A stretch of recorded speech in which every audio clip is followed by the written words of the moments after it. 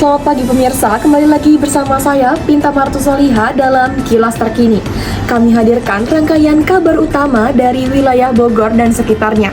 Berita pertama, insiden kebakaran melanda sebuah warung kopi di kawasan Tawan Helang, Kota Bogor pada Rabu 18 Februari lalu. Kejadian ini sempat menyita perhatian publik terkait standar keselamatan gedung. Saat ini, tim kami tengah mendalami dampak insiden tersebut bagi para pelaku usaha di sekitar lokasi. Baik pemirsa, saat ini saya sedang berada di lokasi terjadinya kebakaran sebuah warkop di Jalan Helang, Kecamatan Tanah Sareal, tepatnya di depan SMKN 1 Kota Bogor. Nah, kebakaran ini tuh terjadi karena akibat meledaknya gas, salah satu gas yang sedang beroperasi di dalam warkop tersebut. Sejauh ini tidak ada korban jiwa, namun pemiliknya yang terkena luka bakar akibat ledakan tersebut kini sedang dilarikan ke rumah sakit. Kebakaran ini terjadi di sekitar pukul jam 11 siang tadi dan kemudian langsung ditangani oleh beberapa pemadam kebakaran Kota Bogor setempat dan tentunya PLN. Untuk kelistrikan tersendiri sudah dibetuli oleh PLN-nya tersebut agar bisa beroperasi lagi. Karena akibat tadi kebakaran tersebut memutuskan membakar kabel-kabel yang bersambung ke rumah penduduk dan juga kafe-kafe di sekitar.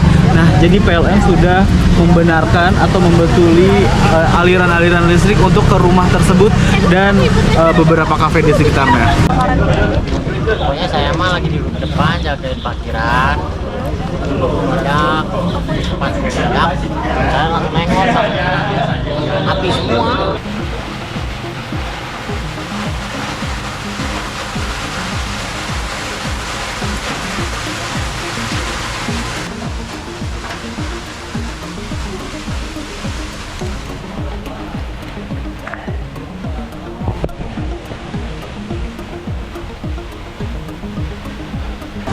Kalau indikasi kebakaran kan dari tabung gas sudah jelas, bukan dari material listrik.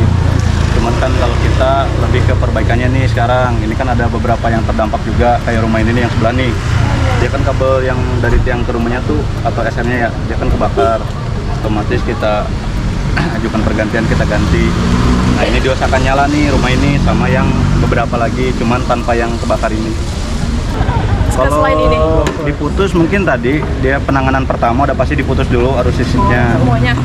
Yang bagian sini aja. Oh, bagian ini aja. Ya, itu penanganan pertama udah pasti diputus tuh.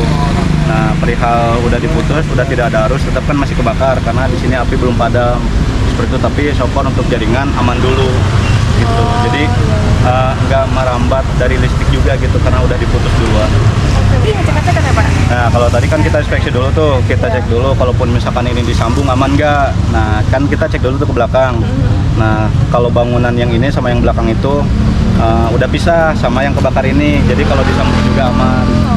Gitu. Karena kan kalau misalkan masih nyatu, kita nggak mungkin nyambung juga karena berbahaya juga. Pasti induksi lagi mesinnya atau reset lagi. Jadi ada satu material kabel kita kebakar sama 1 kWh meter. Nah itu kita ajukan pergantian, nanti diganti setelah bangunannya udah rapi lagi, biasanya seperti itu. Saya Zahran melaporkan dari lokasi terjadinya warkop yang terbakar di Taman Helang. Selanjutnya, kabar dari arus mudik lebaran tahun 2026. Menjelang puncak mudik, peningkatan permintaan tiket bus antar kota antar provinsi atau AKAP kini mulai berdampak pada kenaikan harga tiket. Kami akan mengawal informasi mengenai pengawasan tarif agar tetap sesuai dengan ketentuan yang berlaku. Pada siang ini kami berada di Terminal Bus Barang Siang untuk memantau persiapan menghadapi potensi lonjakan arus mudik menjelang Lebaran. Saat ini, aktivitas terminal masih dalam kondisi normal. Pihak BPTD akan berkolaborasi dengan kepolisian untuk melakukan pengamanan di sekitar terminal sebagai langkah antisipasi saat jumlah penumpang meningkat. Kami juga akan mewawancarai pengelola terminal serta agen bus dan travel tujuan Sumatera untuk rute Bogor Padang. Diperkirakan akan terjadi kenaikan harga tiket sekitar 20% yang mulai diberlakukan pada H-7 menjelang Lebaran. Penumpang untuk keberangkatan itu lebih banyak di hari menjelang raya. Jadi itu lebih banyak daripada sebelumnya. Kalau untuk menjelang hari raya, Kalau untuk menjelang hari raya, kelas apapun pasti penuh. Sebab kalau misalnya untuk menjelang hari raya itu mayoritas orang banyak mudik. Jadi kalau misalnya untuk hari-hari biasa, kalau hari-hari biasa itu peminatnya lebih banyak di Sultan Plus. Kalau hari-hari biasa, kalau hari-hari mau Lebaran itu semuanya pasti diminat. Kita tidak ada kenaikan. Yang naik itu cuma hari Lebaran ini aja. Kalau buat bus NPU. Kalau untuk tanggal 9 sampai tanggal 11 Maret itu eksekutif kita 575. Dengan Sultan Kelas kita harga 800. Yang kedua, tanggal 12 Maret sampai tanggal 26 Maret eksekutif plus kita 725, Sultan Kelas kita 925. Sampai tanggal 27, tanggal 26-nya kita balik semula harga 500, eksekutif Sultan Kelas 675.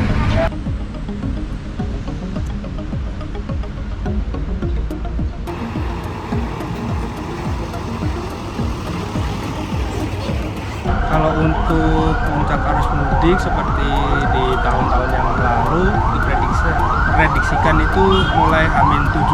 H-7 ya. Tujuan di sini tuh yang paling sering kota-kota yang dituju oleh para penumpang tuh kemana Pak?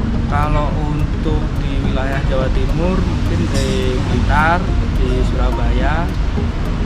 Untuk Jawa Tengah sendiri kita kebanyakan di Wonosobo, Pekalongan, Tegal, Kebumen, Projo. Untuk di Sumatera kita paling dominan Padang sama Medan.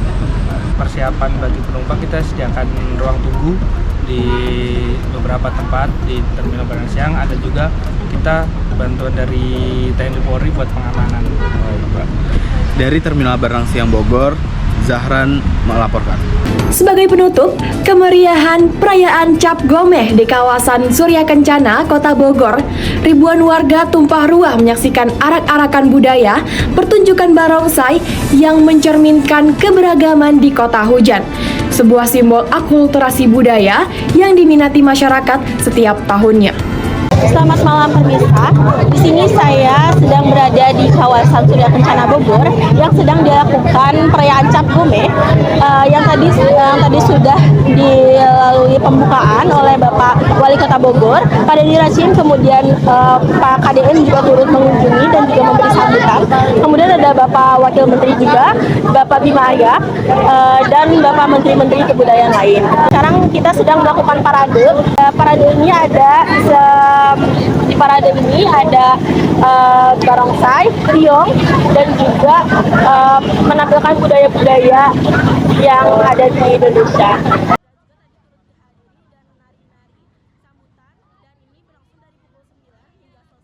Gembira, seru, rame.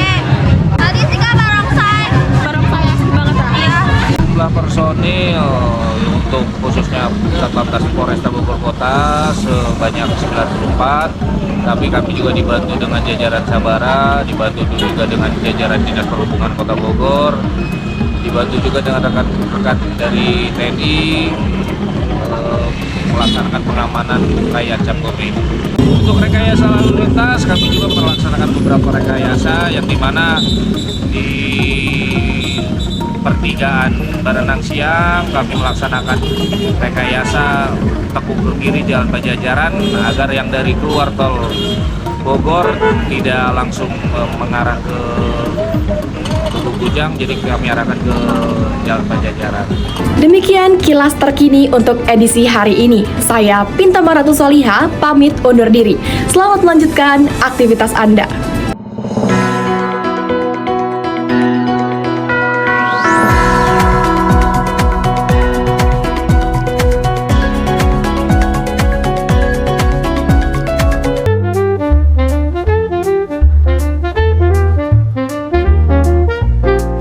Siapa sangka di balik hijaunya kawasan Cijeruk, Kabupaten Bogor, tersimpan sebuah tempat yang bisa membuat siapa saja betah berlama-lama.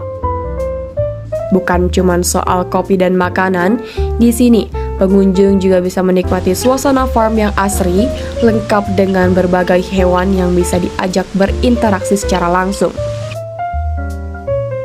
Ini merupakan sebuah definisi pelarian sederhana dari hiruk-pikuk kota yang terasa dekat namun berbeda. Nah, pemirsa, saat ini saya sedang ada di bagian farmnya dari Break Coffee ini, guys. Nah, ikutin aku ya, ada hewan-hewan apa aja sih di sini. Nah, pertama di sini ada domba. Nah, kebetulan sekarang udah mulai hujan, guys. Jadi domba-dombanya dimasukin supaya dombanya nggak kebasahan. Yuk guys, ikutin aku ke kandang dombanya. Nah, bisa dilihat ya guys, dari sini tuh tempatnya luas banget untuk hewan-hewannya. Ada beberapa gubuk-gubuk seperti ini. Nah, dari jauh saya udah melihat domba-domba yang lucu di sana. Ayo guys. Oh, ini ada kandang merpatinya guys. Nah, domba-dombanya diamanin kalau misalnya lagi hujan kayak gini atau lagi nggak ada pengunjung guys. Tapi setiap hari dombanya tuh pasti dilepas-lepasin guys. Lihat dia lagi makan, lucu banget ya guys.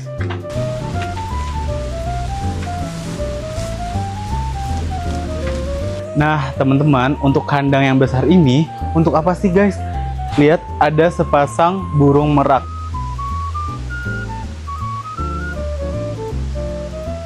Nah untuk selanjutnya di sini reptilnya adalah, salah satu reptilnya adalah kura-kura guys. Ada kura-kura air dan juga di situ ada kura-kura besar, kura-kura darat. Ayo kita lihat guys.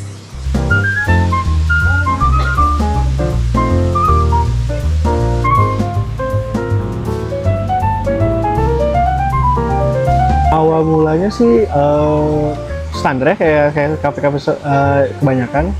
Kita mulai dari awalnya dari atas dulu, dari yang paling coffee shop tuh awalnya cuma segitu doang Kak, beritu. Karena tadi yang musuhnya tuh temanya vintage gitu kan. Karena si owner ini emang dia seneng lah sama yang klasik-klasik gitu. Makanya dia buat lah di sini. Farmnya sebenarnya baru Kak, barunya tuh baru mau 2 tahunan sih. Kalau misalnya dari awalnya itu konsep utamanya yang di atas. Kalau kita di hari normal ya, bulan-bulan normal itu, kalau di hari biasanya buka dari jam 10 pagi sampai jam 8 malam. Kalau misalnya di weekend kita bukanya di jam 9 pagi sampai jam 9 malam. Kalau tempat favorit udah pasti area ini ya, area outdoor, karena kita sebenarnya lebih dominannya tuh semenjak buka di area outdoor, kita lebih dominannya di sini Kak. Cuman kalau untuk yang di sini minusnya paling di cuacanya aja sih. Kalau misalnya cuacanya bagus, dia lebih enak mau entah di pinggiran sungainya atau yang dimakan di atas sungainya, itu udah salah satu favorit terus. Kalau untuk mini zoo-nya mungkin kalau dari segi hewannya yang pasti paling favorit itu di domba. Terus ada burung merak, ada burung merpati itu yang ngasih makan burung merpati, kura-kura, terus kelinci, ayam, terus ada ular juga, ular yang sebelah sana tuh, di pojok sebelah sana, sama ikan paling yang belakang ini. Kalau untuk pakan itu satu pakannya itu 7.000 Kak. Kenapa ngambilnya di daerah sini? Karena yang pertama daerah sini belum terlalu rame tadinya kan. Kenapa kita mau ngeramein jalur sini? Karena kita juga mau ningkatin UMKM sekitar sih Kak. Karena ngebantu juga, cukup ngebantu sih dari warga-warga sekitar. Kita juga hampir mayoritas warga-warga sekitar sih Kak. Sisanya ya mungkin ada yang dari Cibubur kayak gitu-gitu sih. Tapi mayoritas warga sekitar dulu. Mungkin di awal kenapa dibikinnya vintage akhirnya jadi ke family friendly, karena yang pertama kita ngelihat dari si flow customer-nya sih Kak. Karena rata-rata orang yang kesini tuh yang bawa anak-anak, yang bawa keluarga, lansia gitu. Jadi dibikin lebih ramah aja sih, dari mulai lingkungannya, terus konsep-konsep dari outdoornya. Sebenarnya kita jadi ada 3 konsep sih Kak jadinya. Yang awalnya kan itu klasik vintage, yang di sini yang ada mini zoo sama yang dimakan pinggir sungai gini. Jadi alamnya dapet, klasiknya dapet, itu sih.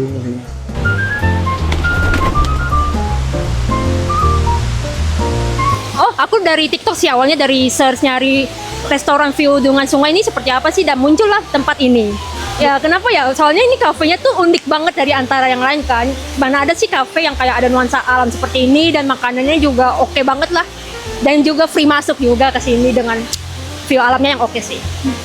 Sejuk, nyaman, dan oke sih. sejauh ini. 9/10.